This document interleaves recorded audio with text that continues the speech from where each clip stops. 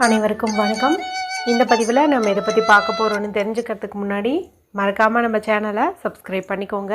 பக்கத்தில் இருக்கிற பெல் பட்டனையும் கிளிக் பண்ணிவிட்டு ஆளுங்கிற ஆப்ஷன் கொடுத்துட்டிங்கன்னா நான் போடுற வீடியோக்கள் எல்லாமே மிஸ் ஆகாமல் நோட்டிஃபிகேஷனில் வந்துடும். இந்த பதிவு மிக மிக முக்கியமான பதிவு, அனைவரும் தெரிந்து கொள்ள வேண்டிய ஒரு பதிவு அப்படின்னே சொல்லலாம். எதை பற்றிய பதிவு அப்படின்னு பார்த்திங்கன்னா, இன்றைக்கி நமக்கு நவம்பர் மாதத்தின் 13ஆம் தேதி, ஐப்பசி மாதத்தின் 27ஆம் தேதி நிறைஞ்ச வியாழக்கிழமை. வியாழக்கிழமை அப்படிங்கிறது பொன்னையும் பொருளையும் அள்ளி தருகின்ற குபேரருடைய வழிபாட்டிற்கும், சுபகாரியங்களில் இருக்கக்கூடிய தடைகளை நீக்கி அதை நல்லபடியாக நடத்தி தரக்கூடிய குரு பகவான் வழிபாட்டிற்கும் ஏற்ற ஒரு நாளாகவே கருதப்படுது. பொதுவாக வியாழக்கிழமை நாளில் பணம் சேர்வதற்கும் நகை சேர்வதற்கும் நம்ம ஒரு சில பரிகாரங்கள் செய்யும்போது அது கைமேல் பலன் கொடுக்கும் அப்படின்னே சொல்லலாம். அப்படிப்பட்ட சிறப்பு வாய்ந்த நாள் ஆன இன்று நமக்கு 999 அப்படிங்கிற சேர்க்கை இருக்குதுங்க. இது ஒரு முழுமையை, பர்ஃபெக்ஷனை, கம்ப்ளீஷனை குறிக்குது. இந்த சேர்க்கை எப்படி வருது அப்படின்னு பார்த்தீங்கன்னா, இன்றைக்கி நமக்கு நவமி திதி இருக்குது. இந்த நவமி திதி அப்படிங்கிறது அமாவாசை மற்றும் பௌர்ணமி முடிந்து வரக்கூடிய 9வது திதி. அடுத்தது இந்த தமிழ் தேதி பாருங்கள் 27. இதில் வர 2யும் 7யும் ஆட் பண்ணிங்கன்னா உங்களுக்கு கிடைக்கக்கூடிய எண்ணானது 9. அடுத்து இந்த வருஷம் பாருங்கள் 2025வது வருஷம். இதனுடைய கூட்டுத்தொகையும் நமக்கு 9. இப்படி இந்த நாளானது நமக்கு சிறப்பு வாய்ந்ததாகவே அமைஞ்சிருக்குது. இப்போ நான் சொல்லக்கூடிய ஒரு எளிய பரிகாரத்தை இன்றைக்கி நைட்டுக்குள்ளே நீங்கள் செய்வதன் மூலமாக நிச்சயமாக உங்கள் வாழ்க்கையில் இருக்கிற பண கஷ்டம் நீங்கும். நகை வாங்குவதற்கான யோகம் வரும். அடகு நகை மீட்டெடுக்கக்கூடிய பாக்கியமும் உங்களுக்கு கிடைக்கும். சரி, அது என்ன பரிகாரம் அப்படின்னு தெரிஞ்சுக்கிறதுக்கு முன்னாடி, நவம்பர் மாதத்திற்குண்டான அபிஜித் நட்சத்திரம் என்னைக்கு வருது என்பது குறித்து ஏற்கனவே நம்ம சேனலில் வீடியோ போட்டிருக்கிறேன். இந்த முறை நமக்கு சஷ்டி திதியில் வருது. அந்த நாளில் ஒரு குறிப்பிட்ட பொருளை கையில் வச்சுட்டு கேட்கும்போது கண்டிப்பாக நம்மளுடைய விருப்பங்கள் நிறைவேறும்னு சொல்லியிருப்பேன். அது என்ன பொருள்னு நீங்கள் பார்த்து வாங்கி வச்சுக்கணுங்கிறதுக்காகத்தான் ஒரு வாரத்துக்கு முன்னாடி வீடியோ போட்டேன். இது வரைக்கும் பார்க்காம இருந்தீங்கன்னா பார்த்து வச்சுக்கோங்க. அதே போல் உங்களுக்கு உடனடி பண தேவை இருக்குது, அவசர பண தேவை இருக்குது அப்படிங்கும்போது நம்ம ஏஞ்சல் நித்திகாவை கூப்பிடுவோம் இல்லையா, அதே மாதிரி ஒரு தேவதை இருக்காங்க. அவங்கள நீங்கள் அதிக அளவுக்கு கேள்விப்பட்டிருக்க மாட்டீங்க. அந்த சக்தி வாய்ந்த தேவதையை நம்ம ஒரு குறிப்பிட்ட முறையில் அழைக்கும் போதும் 24 மணி நேரத்துக்குள்ளே நம்ம கேட்ட பணமானது நமக்கு கையில் கிடச்சிரும்னே சொல்லலாம். இப்போ நான் மேலே சொன்ன 2 வீடியோனுடைய லிங்க்கும் எண்டு ஸ்க்ரீனில் கொடுக்குறேன், மறக்காமல் பார்த்து பயன்படுத்திக்கோங்க. சரி, இப்போ இந்த பதிவுக்கான விளக்கத்துக்குள்ளே போகலாம். இப்போ நான் சொல்லக்கூடிய இந்த பரிகாரத்தை ஆண்கள் பெண்கள் யார் வேணுமானாலும் செய்யலாம். பெண்கள் பீரியட்ஸ் டைமில் தாராளமாக செய்யலாம். பிறப்பிறப்பு தீட்டு இருந்தாலும் தாராளமாக செய்யலாம். அசைவம் செஞ்சுருந்தீங்க, சாப்பிட்ருந்தீங்க அப்படின்னாலும் தாராளமாக செய்யலாம். இதுக்கு நமக்கு தேவையான பொருள் என்ன, இது எந்த டைமில் செய்யணும் அப்படின்னு பார்த்தீங்கன்னா, மாலை 5 மணிலேருந்து இரவு அப்படியே ஒரு 9-10 மணி வரைக்கும் கூட நீங்கள் இந்த பரிகாரத்தை செய்யலாம். நல்ல பலன் உங்களுக்கு கிடைக்கும். சரி, இதுக்கு தேவையான பொருள் என்ன அப்படின்னு பார்த்தலாம். இதுக்கு ஒரு டம்ளர்லேயோ சொம்புலேயோ தண்ணீர் தேவைப்படுது. அது சில்வர் சொம்பாக இருக்கலாம், பித்தளையாக இருக்கலாம், காப்பராக இருக்கலாம், எதுவாக வேணாலும் எடுத்துக்கலாம். சுத்தமான தண்ணீர் நீங்கள் பிடிச்சி வச்சுக்கோங்க. குடிக்கிற தண்ணீராக இருக்கணுன்ட்டு இல்லை, நீங்கள் பைப்பில் வரக்கூடிய தண்ணீரை கூட பிடிச்சி வச்சுக்கலாம். கொஞ்சம் நிறையாவே பிடிச்சி வச்சுக்கோங்க. அடுத்து நமக்கு தேவையானது அப்படின்னு பார்த்தீங்கன்னா, ஒரு ஸ்பூன் அளவுக்கு மஞ்சள் தூள் தேவைப்படுது. இந்த மஞ்சள் தூள் அப்படிங்கிறது குரு பகவானின் அம்சம் பொருந்தியதாக கருதப்படுது. அதனால் நம்ம இதை எடுத்துக்கணும். வீட்டில் கஸ்தூரி மஞ்சள் இருந்ததுன்னா அது எடுத்துக்கோங்க. இல்லைன்னா மட்டும் வீட்டில் யூஸ் பண்ணுற மஞ்சள் தூளே நீங்கள் எடுத்துக்கோங்க. இதை ஒரு ஸ்பூன் அளவுக்கு அந்த தண்ணீரில் போட்டுக்கோங்க. அடுத்ததாக 3 1 ரூபாய் காசோ அல்லது 5 ரூபாய் காசோ, இந்த 2ல் ஏதாவது ஒரு காசு நீங்கள் போடுங்க. இப்போ 5 ரூபாய் காசு அப்படிங்கும்போது நீங்கள் ஒரு காசு போட்டாவே போதுமானதாக இருக்கும். 1 ரூபாய் நாணயம் போடுற மாதிரி இருந்ததுன்னா 3 1 ரூபாய் நாணயம் போடுங்க. இந்த 2 காசையுமே முன்னாடியே தண்ணீரில் கழுவிட்டு அதன் பிறகு இந்த தண்ணீரில் நீங்கள் போட்டுக்கோங்க. அடுத்து நமக்கு தேவையானது அப்படின்னு பார்த்தீங்கன்னா, ஒரு ஸ்பூன் அளவுக்கு ஜீரகம் தேவைப்படுது. இந்த ஜீரகம் பார்த்திங்கன்னா வீட்டில் இருக்கக்கூடிய துஷ்ட சக்திகளை நீக்கும், மேலும் நல்ல ஒரு செல்வ செழிப்பை ஏற்படுத்தி தரும். அது மட்டும் இல்லாமல் இது குருவுக்கு உரியதாகவும் கருதப்படுது.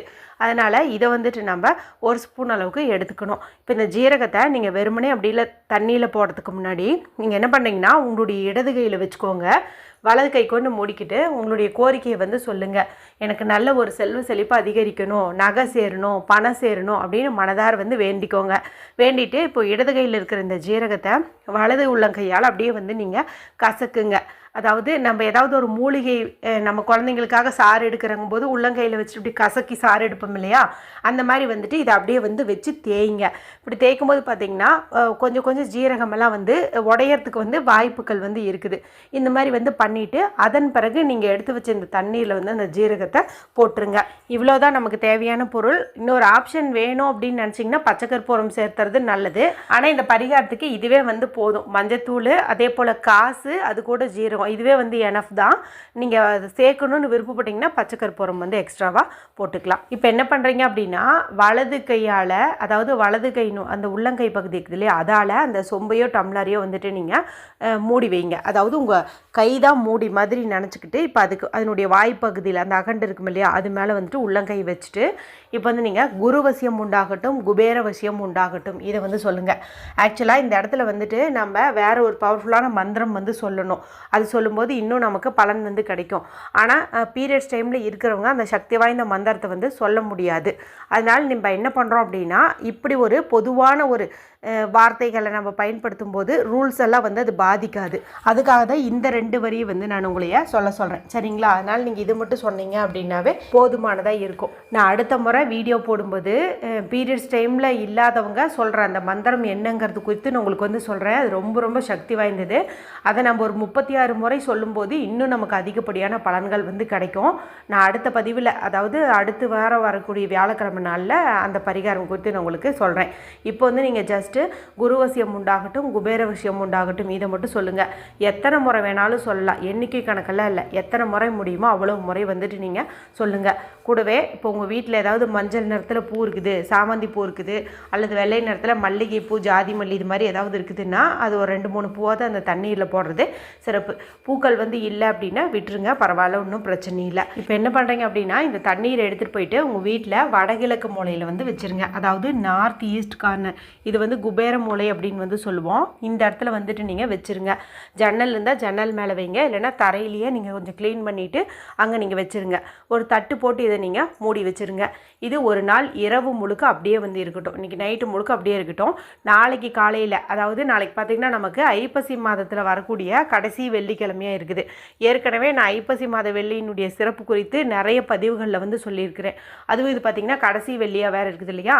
அதனால் நம்ம என்ன பண்ணணும் அப்படின்னா, அந்த தண்ணீர், அதாவது நம்ம எடுத்து வச்சுக்கோம் இல்லையா, இந்த தண்ணீரை பயன்படுத்தி நிலைவாசல் படியை வந்து சுத்தம் பண்ணி புதுசாக அங்கே சந்தன குங்குமம் வந்து இடணும். அதே போல் இந்த தண்ணீரை நம்ம வீடு முழுவதும் வந்து தெளித்து விடணும். எல்லா ரூம்லேயுமே வந்துட்டு தெளித்து விடணும். குறிப்பாக கார்னர் பகுதியிலெல்லாம் வந்து தெளித்து விடணும். மீதி இருக்கக்கூடிய தண்ணீரை நம்ம கோலம் போடக்கூடிய இடத்துலையும் வந்து தெளித்து விடணும். கேட்டுக்கிட்டினாலும் சரி, அதே போல் நிலைவாசல் கிட்ட கோலம் போட்டிங்கனாலும் சரி, அங்கேயும் வந்துட்டு நீங்கள் தெளித்து விடணும். மீதி தண்ணீர் இருக்குது அப்படிங்கும்போது நீங்கள் குளிக்கக்கூடிய தண்ணீரில் இந்த தண்ணீரை சேர்த்து குளிக்கிறது இன்னும் நல்ல பலனை வந்து உங்களுக்கு கொடுக்கும். அந்த மாதிரி வந்து குளிச்சுக்கோங்க. இப்போ இதில் 3 1 காசோ அல்லது 5 காசோ வந்துருக்கும். அதை மட்டும் நீங்கள் எடுத்து பத்திரமா உங்களுடைய பீரோவில் அல்லது பர்ஸில் செலவு பண்ணாத மாதிரி பார்த்து ஒரு இடத்துல வந்து வச்சுக்கோங்க. அதாவது ஒரு துணியில் முடிஞ்சோ ஒரு பேப்பரில் மடிச்சோ, அதாவது ஒரு அடையாளப்படுத்தி வந்துட்டு நீங்கள் இதை வச்சுருங்க.